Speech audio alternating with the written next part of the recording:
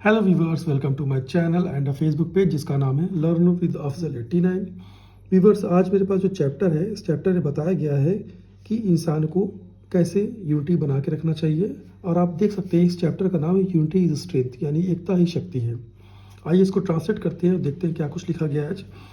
Once there was an old man in village, यानी एक बार था एक ओल्ड मैन, बूढ़ा आदमी, इन विलेज, यानी कि एक बार एक बूढ़ा आदमी एक गांव में था। अब यहाँ पर देख सकते हैं एन का इस्तेमाल किया गया ओल्ड से पहले, क्योंकि ओल्ड जो है ये हमारा जो साउंड बन रहा है उसका, वो बन रहा है वॉवेल्स का। और आप जानते हैं कि वॉवेल्स हमारे 5 होते हैं, ए ई आई ओ यू। तो यहाँ पे अगर देखेंगे ओ है और उसका जो साउंड है वो वॉवेल्स का आ रहा है। और अगर यहाँ पे यंग होता, एन यंग मैन, तो यहाँ पे ए लिखा होता। आई होप कि आपको समझ में आ गया होगा। ही हैड 4 सन्स, उनके पास 4 लड़के थे।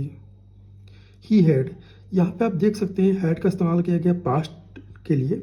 तो जब भी अगर आपको ये बताना हो कि आई हैड 10 रुपीज़, मेरे पास 10 रुपये थे, तो आप इस तरह बोल सकते हैं। पास्ट में अगर आपको बताना है कि आपके पास कार थी, तो आप ये बोल सकते हैं आई हैड अ कार।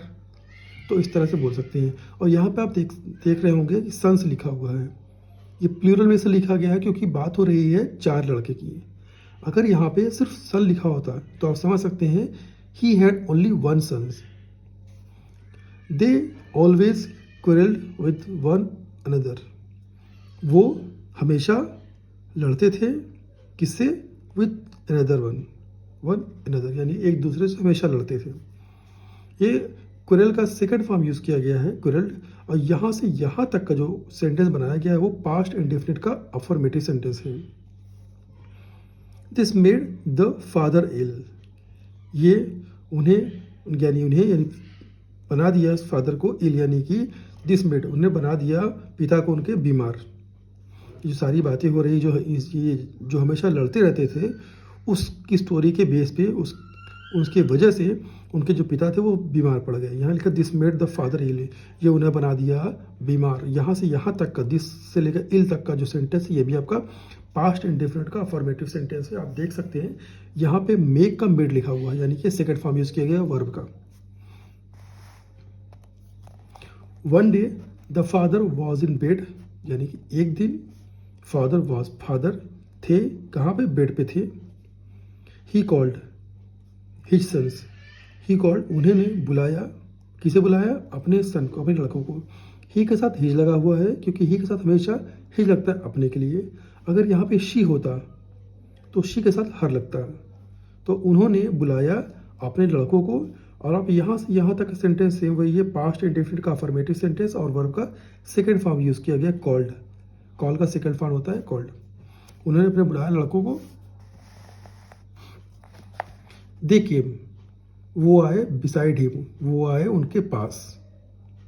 उनके पास यहाँ पे हिम जो लगा हुआ है ये पिताजी के लगा हुआ है कि उन्होंने बुलाया और वो आए। दे केम, वो आए। और यहाँ पे ये वर्ब का सेकंड फॉर्म यूज किया है कम, केम, कम। तो ये दे केम बिसाइड हिम, उनके पास आए। 4 लड़के की बात हो रही है। He indicated with his fingers to a side, he indicated, indicate का मतलब होता है इशारा करना। और ये इंडिकेटर आपने अगर आपके पास बाइक है तो बाइक में आपने देखा होगा कि आपके जो बाइक के चारों तरफ, मतलब कि हैंडल के दोनों तरफ लेफ्ट साइड और राइट साइड, और बाइक के पीछे जो होता है वो लेफ्ट साइड और राइट साइड में लिखा होता है इंडिकेटर लिखा होता है। तो इंडिकेटर यानी कि किसी को इंडिकेट करना, इशारा करना। तो ये चीज़ है इंडिकेट, यानी ही इंडिकेटेड, उन्होंने इशारा किया। ये वर्ब का सेकंड फॉर्म यूज़ किया गया है। ही इंडिकेटेड, उन्होंने इशारा किया विद हिज सन, किससे? अपने विद हिज फिंगर, अपने उंगलियों से इशारा किया। टू अ साइड, यानी उन्होंने बच्चों को इशारा करके बुलाया कि एक साइड में आ जाओ। ही इंडिकेटेड, उन्होंने इशारा किया विद हिज, अपने उंगलियों से, टू अ साइड, कि एक साइड में आ जाओ। The sons saw there, the sons यानी कि लड़कों ने देखा उन्हें। A bundle of stick was lying there,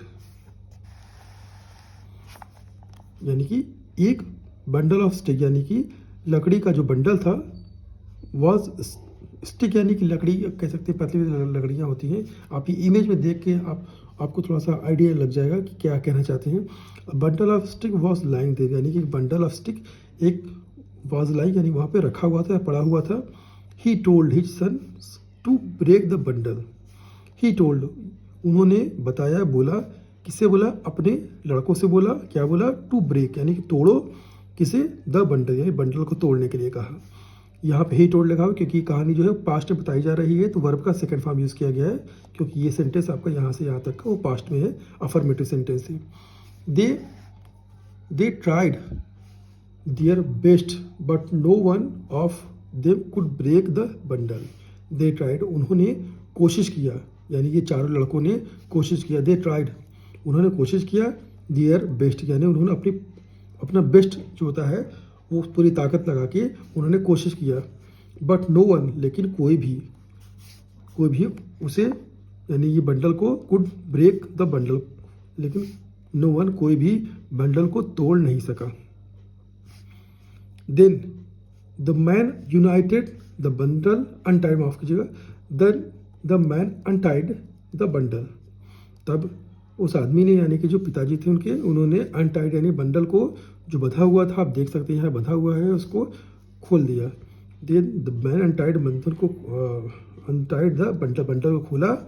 he gave a single stick to each of them, उन्होंने दिया एक सिंगल स्टिक, उन्होंने दिया एक सिंगल स्टिक, किसे दिया? टू ईच ऑफ देम, यानी हर एक को एक एक स्टिक दिया। One of them, each of them, यानी उसमें से एक एक को दिया सबको। Now his sons broke the sticks easily, अब उनके लड़कों ने तोड़ा। ब्रेक का सेकंड फॉर्म यूज किया गया, ब्रोक, ब्रेक, ब्रोक, ब्रोकन। तो यहाँ पे अब उनके लड़कों ने तोड़ा द स्टिक्स ईजिली, यानी कि स्टिक जो थी वो सिंगल था तो आसानी से उसे तोड़ दिया। The man taught them then that the unity is strength, तो आदमी ने, यानी कि उसके पिताजी ने, द मैन टॉट, उन्होंने, आदमी ने सिखाया, किसे? उन्हें, यानी कि चारों लड़कों को क्या सिखाया? दैट, कि द यूनिटी इज स्ट्रेंथ, यानी कि एकता ही शक्ति है। तो ये छोटी सी स्टोरी थी कि कैसे आपको मिलजुल कर रखना चाहिए। और आप देख सकते हैं यहाँ पे कुछ वर्ड्स पावर हैं। वंस, यानी एक बार, स्टिक्स, लकड़ियाँ या छड़ियाँ। लिव्ड, हालांकि यहाँ पे इस पूरे कहानी में लिव्ड का इस्तेमाल किया नहीं गया है, रहता था। टोल्ड, कहा। ब्रेक, तोड़ना। यूनाइटेड, यानी अनटाइड, यानी कि खोलना। ऑलवेज, हमेशा। आप ये देख सकते हैं। और आई होप कि आपको ये स्टोरी अच्छी लगी होगी। अगर बिल्कुल अच्छी लगी है बिल्कुल लाइक करिए, सब्सक्राइब करिए। मिलते हैं तब तक के लिए नेक्स्ट स्टोरी में। Bye bye, take care.